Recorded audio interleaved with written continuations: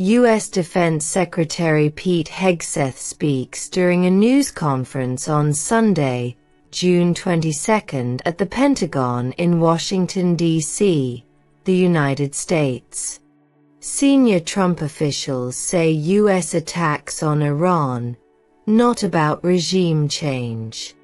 Trump appears to contradict that later Sunday, questioning the possibility of regime change. United States Vice President J.D. Vance and Defense Secretary Pete Hegseth have said that the U.S. is not seeking to topple the government in Iran via regime change, and is not at war with the country in the wake of its unprecedented surprise attack overnight on 3 of Iran's nuclear sites. The comments on Sunday followed Washington, D.C. joining Israel's strikes on its archfoe, which have been met by daily retaliatory strikes from Iran and are now in their 10th day.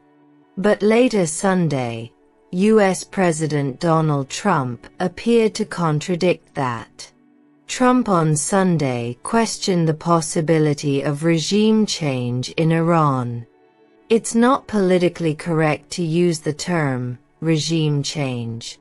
But if the current Iranian regime is unable to make Iran great again, why wouldn't there be a regime change? MEGA.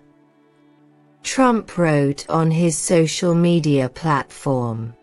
Vance said on Sunday that the U.S. had successfully set back Iran's nuclear program, adding that Trump now hopes to pursue a diplomatic solution.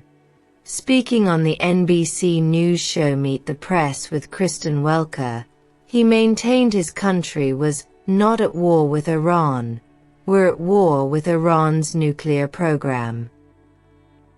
We do not want to protract this or build this out any more than it's already been built out. We want to end their nuclear program, Vance said, adding, "We want to talk to the Iranians about a long-term settlement here."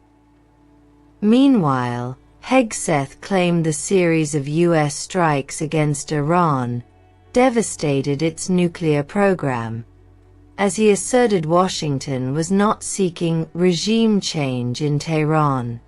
There has been no independent confirmation of how heavily the U.S. strikes impacted the sites, or Tehran's nuclear efforts, which it has repeatedly said are for civilian purposes only. The Pentagon chief urged Iran's leaders to find an off-ramp to the conflict after Trump announced the strikes on a key underground uranium enrichment site at Fordow, along with nuclear facilities in Isfahan and Natanz.